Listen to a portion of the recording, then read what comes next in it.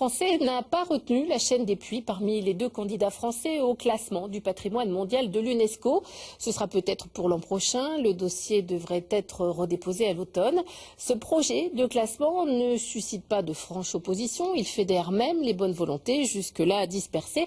Mais il soulève néanmoins des interrogations liées notamment à la hausse de la fréquentation touristique et à ses conséquences. C'est un dossier signé Jean-Paul Vincent, Claude Fallas et Laurence Couvrant. De toutes les retombées d'un éventuel classement au patrimoine mondial de l'UNESCO, celles liées au tourisme sont les plus attendues par la chaîne des Puys. La fréquentation du site pourrait augmenter en moyenne de 20%, des sirènes sonnantes et trébuchantes auxquelles il faudra résister pour ne pas risquer de tuer la poule aux œufs d'or. Il ne s'agit pas d'accueillir des hordes de touristes qui détruiraient ce patrimoine si précieux et qui ne seraient pas acceptés par les habitants. C'est cet équilibre qu'il faut trouver. Et je pense que si tout le monde joue le jeu, on peut arriver à le trouver et ça sera une réussite pour tout le monde. Des touristes qu'il va falloir accueillir, héberger et restaurer. Mais pas question, semble-t-il, de prévoir la construction de nouvelles structures hôtelières. Celles qui existent, loin de faire le plein toute l'année, seraient suffisantes.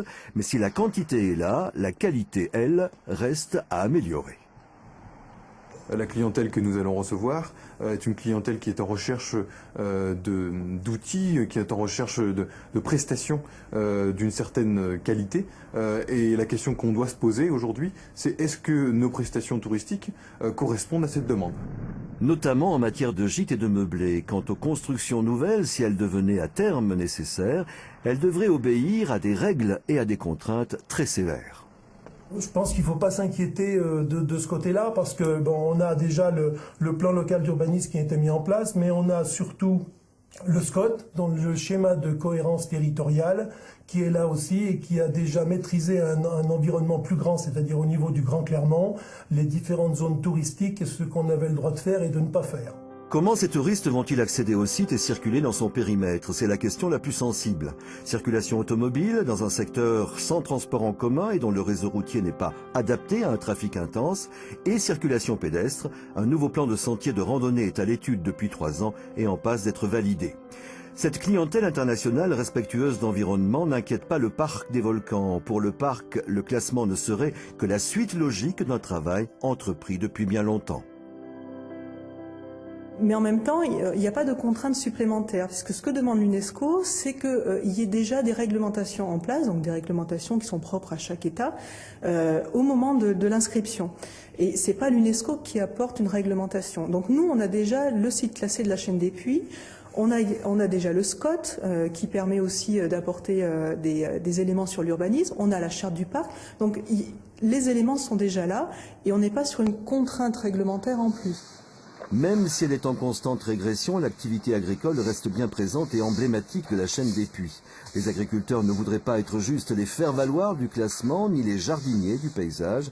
Ils veulent continuer à produire et à vivre de leur activité. Je pense que ça va sécuriser le site. Par contre, il faut penser à conserver les agriculteurs qui restent, parce qu'on n'est pas très nombreux. On sera de moins en moins. Moi j'ai un jeune qui reste, donc ça motive. Mais rien que dans la commune d'Orsine, pour l'instant, en jeunes, ils sont que 2 ou 3, pas plus, voire 4 maximum. À l'avenir, ça va pas faire beaucoup de monde, quoi. C'est donc avec eux et avec tous ceux qui vivent du site ou sur le site que l'activité touristique devra composer et trouver un équilibre. Un agriculteur, par exemple, peut dire, moi, j'ai un troupeau de moutons. Si les touristes viennent au milieu de mon troupeau de moutons, ça va perturber mon activité. Mais en même temps, ça peut lui faire aussi un débouché et une activité complémentaire par rapport à ces difficultés qu'il rencontre aujourd'hui simplement pour subsister. Donc je crois que c'est ce mariage entre les activités actuelles existantes et l'arrivée de nouveaux touristes respectueux de nos habitants et désireux de mieux comprendre cette région qui doit être une des clés de la réussite. Mais ce classement serait surtout l'occasion de donner à l'activité touristique un véritable élan dans cette chaîne des Puys qui n'a pas encore la tradition et la culture touristique de sa voisine du Sancy. Il permettrait aussi de répartir la fréquentation sur l'ensemble de la chaîne et non sur le seul Puy-de-Dôme. Le tourisme n'est pas du tout acquis, contrairement à l'image que l'on reçoit. Il faut se battre. Faire du tourisme sur la chaîne des Puys, c'est quelque chose qui n'est pas facile. C'est pas évident parce que déjà on a une image où il n'y a pas grand-chose à faire ici. D'une part, les gens ont tendance à venir pour une nuit, 2 nuits, viennent pour Vulcania exclusivement, et il faut leur dire, il faut leur expliquer qu'il y a beaucoup de choses et de belles choses à voir, et c'est pas du tout évident et connu. Si le classement suscite des interrogations, il n'a pas de réel opposant. En fait, la pire ennemie de la chaîne des Puys reste la forêt. Pour de multiples raisons, elle gagne du terrain et de la hauteur.